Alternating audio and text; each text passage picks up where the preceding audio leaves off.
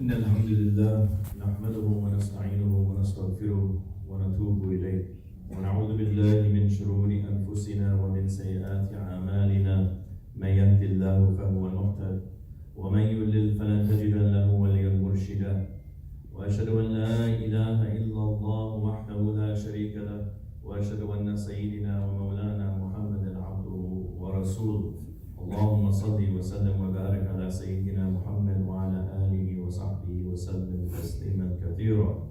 أعوذ بالله من الشيطان الرجيم. بسم الله الرحمن الرحيم. يا أيها الذين آمنوا اتقوا الله حق تقاته ولا تموتن إلا وأنتم مسلمون. يا أيها الناس اتقوا ربكم الذي خلقكم من نفس واحدة وخلق منها زوجها وبث منهما رجالا كثيرا ونساء واتقوا الله الذي تساءلون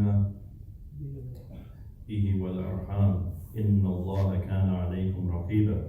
يا أيها الذين آمنوا اتقوا الله وقولوا قولا سديدا يصلح لكم أعمالكم ويغفر لكم ذنوبكم ومن يطع الله ورسوله فقد فاز فوزا عظيما. صدق الله العظيم. Alhamdulillah, indeed all praise is due to Allah subhanahu wa ta'ala who has blessed us to come here on this Yawm al-Jum'ah, this final day of this month of Rabi al-Awwal. As we know, our Prophet sallallahu alayhi wa sallam, the blessed messenger, was born in this month. And what preceded this month by about 60 days or so from his birth was an event that the Arabs would remember and the Quraysh would remember. And Allah subhanahu wa ta'ala mentions and reminds us and reminds them in the Quran in Surah Al-Fil. أعوذ بالله من الشيطان الرجيم.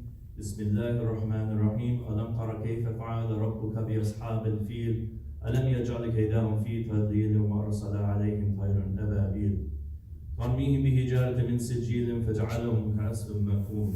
صدق الله العظيم. This event of the coming of the armies of Abraha was a significant event in the memory, in the collective memory of the Arab and the Quraysh, because it was a time when Abraha came from Yemen, and he came with the intention to destroy the Kaaba. Why did he do this? Why did he seek to do this? Because he wanted people to come to Yemen. So he built this gigantic, and to do pilgrimage there. So he built this gigantic, magnificent building, cathedral, temple, there in Yemen. And he made it one of the most beautiful structures, with many ornate decorations and what have you. And he thought by building this, he would pull the trade and the people to come, and the pilgrimage routes to come to Yemen. Because he thought it was about a building. He thought it was about a structure. He thought it was about what was quote unquote more beautiful. He didn't see. He didn't see.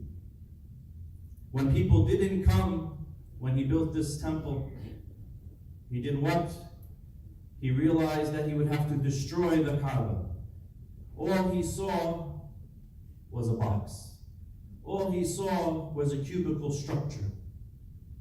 He didn't see what the Kaaba was. He didn't see why Mecca was honored. He didn't see. So he brought his army there to destroy this Kaaba. And when he captured some of the camels along the way of Abdul Muttalib, and Abdul Muttalib, who was the leader of the Quraysh, came to him, he still didn't see. So when Abdul Muttalib asked him to return the camels that he stole, he says to Abdul Muttalib, "What's the matter with you? I thought you were an honorable man, the leader of this Quraysh. I've come to destroy your house, and you're asking about these camels? Have you no honor?" Abdul Muttalib says, "I am the Lord of these camels, and I am responsible for them. This house has a Lord, and he is responsible for it, and he will take care of it." All that Abraha could see was this simple box. That's all he saw. He didn't see that this box was blessed by God, that this land of Makkah al-Mukarramah was blessed by God. It was chosen. And when Allah subhanahu wa ta'ala chooses a place or chooses a person, they are blessed. It's not a building, it's not a structure. But he couldn't see.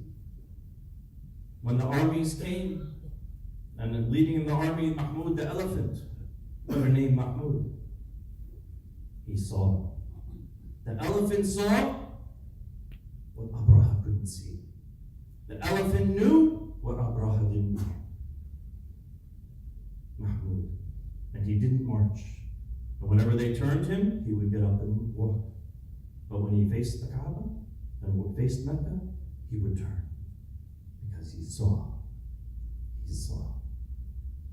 And we know what happened with the Ashab al-Fil. And how Allah subhanahu wa ta'ala protected the city of Mecca. This is why the Quraysh, they would remember this year. But also they didn't see. Because they marked this year by this event. But they didn't realize that 60 or so days later, because this was the beginning of Muharram, that the incident of the armies of the elephant came, Ashab al-Fil. 60 days or so later, that it wasn't about the year of the elephant, wasn't only about the salvation of Mecca, but it was about the salvation of mankind. That in that year, 60 days or so later, would be born the most blessed of all creation and the greatest of all creation, and the one who would save humanity. Sallallahu alayhi wa sallam. But some didn't see. There were those who saw and those who didn't see. When Amina was giving birth, she saw the Blessed Mother. She saw the vision. She saw what her son was. She saw the vision of the light coming out of her, stretching out to Sham, to Basra.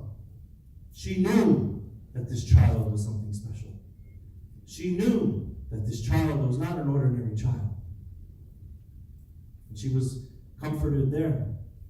And those who were with her, amongst the women who were there with her, was Barakah, who became known as Ayman. What a blessed woman.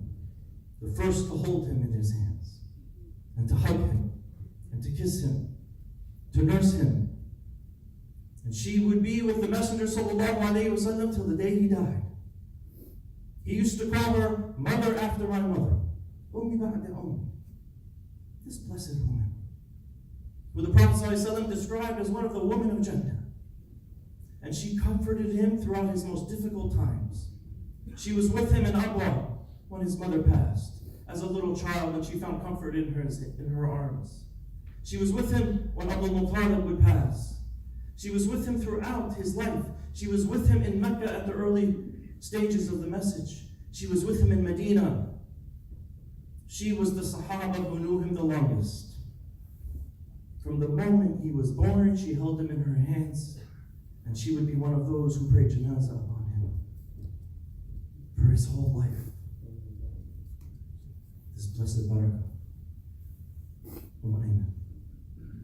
And he also had Shifa, the mother of the great companion, the great companion Abdurrahman ibn Auf, was with her. They saw in this child something that others didn't see. Thuwayba was there, the slave of Abu Lahab. Thuwayba was there. And when she went and informed the uncle of the Prophet ﷺ, Abu Lahab, about the birth of his nephew, what did he do? He felt joy at that moment. He felt love at that moment for his nephew,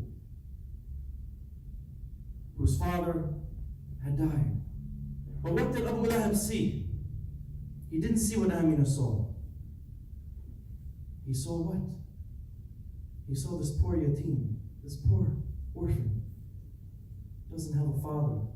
He lost his father. That's all he saw. But in that moment of sympathy for his nephew, he freed Thuwayba. He gave her her freedom. And what? For that simple action, as we know, Abu Lahab cursed in the Quran. For what? As Sahih Bukhari reports that in his torment in the fire, he gets some relief of water. Why? Because he felt joy at the birth of the Messenger sallallahu alaihi wasallam. But he didn't see him for what he was. He didn't see what his father saw, Abdul Muttalib. Abdul Muttalib saw, this is Muhammad. Named him Muhammad. The one who would be praised on earth as in heaven. There are those who saw and those who didn't see. Those who saw and those who didn't see. Abraha didn't see what Mecca was. The Quraysh didn't see what Amr al-Fil was. The people who were around the Messenger sallallahu alaihi wasallam, not all of them saw the specialness of this child. They didn't see.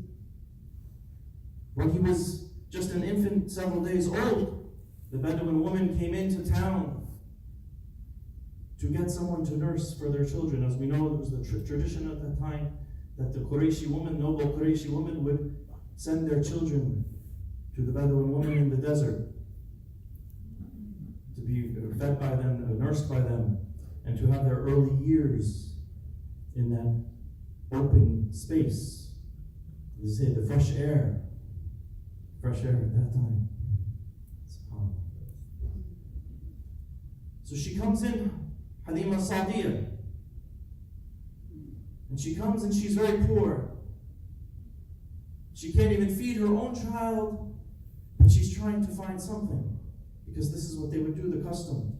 And she could find no one who would give their child to her. Because the noble Qurayshi women, they would pick people that they felt would be better for their children. And so she's walking through the city of Mecca, and she hears about this house that she passed, that there's Muhammad there. She hears the name Muhammad, but she finds out he doesn't have a father, that he's an orphan. She continues to walk. And as she goes through the city of Mecca and she can find no one who will give their child to her, she tells her husband, let's go back. Let's go back to that house. We shouldn't leave empty-handed. Maybe we can get that child. And so she goes back to the house of Amina, knocks on the door. Amina opens the door. And when she goes before Muhammad sallallahu alayhi wasallam and she sees him, she knows he's a special child. And she says, I fell in love with him. I loved him. When she heard Muhammad, she kept going. When she saw Muhammad, she fell in love with him. She saw. Brothers and sisters, do we see the reality of Nabi sallallahu alayhi wa sallam as those who saw his reality, even as a child? Do we see? We have to ask ourselves. Many today hear the name Muhammad, and they either, all they do is they hear his name, or they hear false information about him. Do they know him? Have they seen him? Do we see him as those companions saw him? When they used to say we loved him more than anything in the world, even our own children.